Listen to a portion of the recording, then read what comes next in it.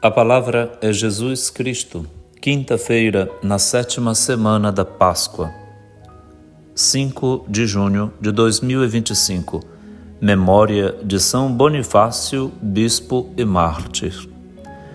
Os dirigentes do povo têm pressa em condenar o missionário de Cristo e acabam entrando em clamoroso desacordo entre eles. Deixemo-nos sempre guiar pelo espírito da unidade que nos reúne para celebrar.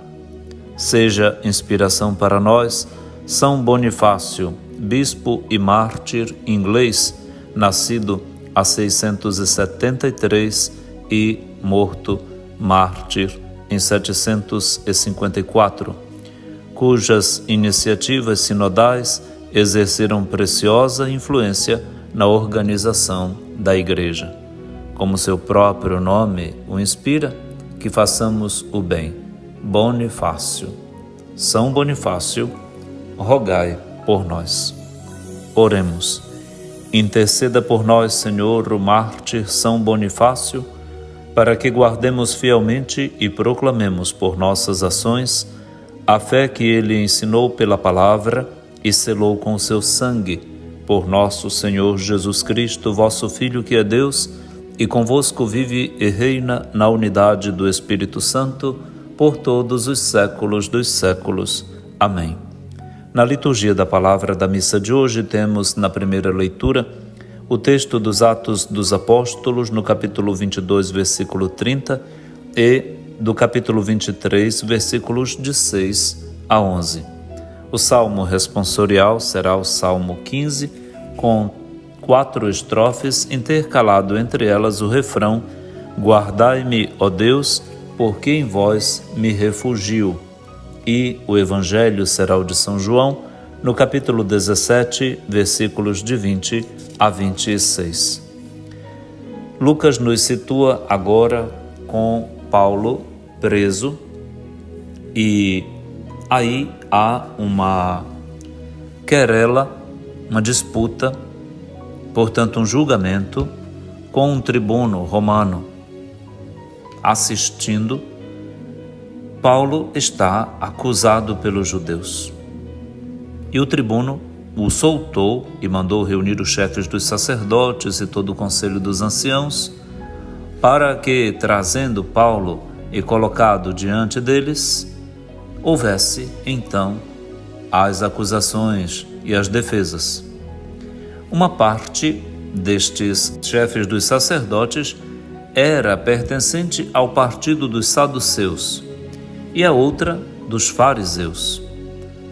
Paulo então exclamou diante de todos: Irmãos, eu sou fariseu e filho de fariseus. Estou sendo julgado por causa da nossa esperança na ressurreição dos mortos.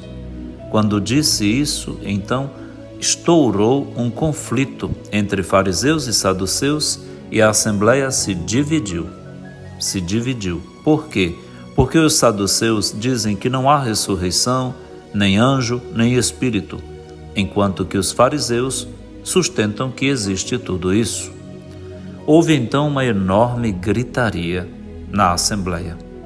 Alguns doutores da lei do partido dos fariseus levantaram-se e começaram a protestar, dizendo: Não encontramos nenhum mal neste homem, e se um espírito ou anjo tivesse mesmo falado com ele? E o conflito crescia cada vez mais. O tribuno, percebendo aquela balbúrdia, estavam quase para despedaçar Paulo.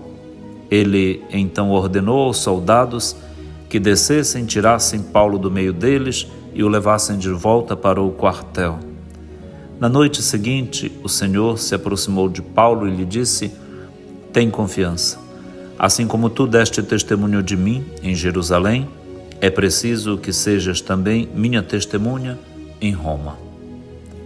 E depois daí, Paulo vai para Roma após a sua defesa também diante de Félix, que virá a Jerusalém ainda.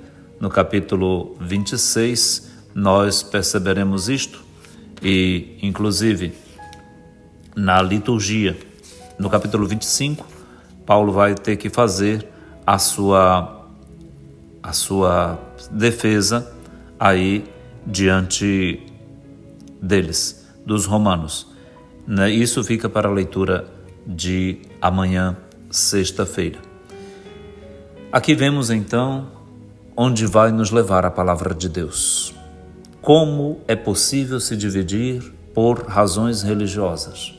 Nós estamos na semana de oração pela unidade dos cristãos e dentro do próprio judaísmo, desde o começo, já há uma grande divisão de uns que afirmam que existem, outros que não existem, nem ressurreição dos mortos, nem espírito, nem anjos, nem nada disso. É possível também que dentro das nossas comunidades o espírito do diabo entre e coloque uns contra os outros por causa de palavras, de conceitos, de tradições familiares, de práticas e condutas litúrgicas. Sim, tudo pode servir ao diabo para dividir as nossas comunidades, mas particularmente dinheiro, suspeita de honestidade ou desonestidade, de desvios, de finanças. Por isso que exigimos sempre que tudo seja muito transparente, tudo seja sempre transparente e provado com recibos, com todas as provas, para que nada fique sob suspeição e ninguém fique sob suspeição. Assim se cria entre nós a moral da transparência, a ética da transparência, porque também isso ajuda na unidade dos que creem. Não basta então só uma unidade na doutrina, na palavra. Haverá de ter uma unidade também nas condutas contábeis, administrativas, no respeito pelas decisões tomadas em assembleia, em sínodos, em conselhos. É preciso que tenhamos os conselhos e os conselhos se reúnam e funcionem, porque é este o espaço da conversa, da comunhão, da partilha, da análise e da decisão sinodal para que seja executada em comunhão, em unidade. Fora da unidade, a gente só tem discórdia. O coração ataca o outro. Aprendamos de tudo isso e peçamos hoje a São Bonifácio, que deu um show de sinodalidade na igreja na Inglaterra, na Bretanha, que nos ajude também a partir das nossas comunidades, das nossas Bretanhas, a fazer a unidade acontecer entre nós. Guardai-me, ó Deus, porque em vós me refugio, diz o salmista e o coloca em nossa boca hoje. No Evangelho de São João, Jesus praticamente conclui o discurso do capítulo 17, a grande e bela oração sacerdotal dele, na qual ele pede ao Pai e roga com insistência que todos sejam um, como tu, Pai, estás em mim e eu em ti, e para que eles estejam em nós, a fim de que o mundo creia que tu me enviaste. Porque eu lhes dei a glória que tu me deste, para que eles sejam um, como nós somos um. Eu neles e tu em mim, para que assim eles cheguem à unidade perfeita e o mundo reconheça que tu me enviaste e os amaste como me amaste a mim. Que palavras profundas de Jesus! Ele pede também ao Pai que aqueles que o Pai lhe deu estejam com ele, onde quer que ele esteja, para que eles contemplem a glória que o Filho tem recebido do Pai desde antes da fundação do universo. O mundo não conheceu o Pai, mas Jesus conhece seu Pai e também o deu a conhecer aos discípulos. Ele lhes fez conhecer o seu nome, o nome do Pai, e o fará conhecido ainda mais, para que o amor com que o Pai amou Jesus esteja neles e o próprio Jesus esteja neles. E assim se conclui o capítulo 17 do Evangelho de João. Que lindo poder ouvir essas palavras tão bonitas, tão comoventes do coração de Jesus neste mês e nesta semana de oração pela unidade dos cristãos. Invoquemos sobre nós o Espírito que nos une e que nos defende, nos blinda de todo assédio e de toda a ação do demônio que nos divide. Vinde, Espírito Santo, enchei os corações dos vossos fiéis e acendei neles o fogo do vosso amor. Enviai o vosso Espírito e tudo será criado, e renovareis a face da terra. Oremos, ó Deus, que instruístes os corações dos vossos fiéis com a luz do Espírito Santo, fazei que apreciemos retamente todas as coisas, segundo o mesmo Espírito, e gozemos sempre de sua consolação, por Cristo Senhor nosso. Amém.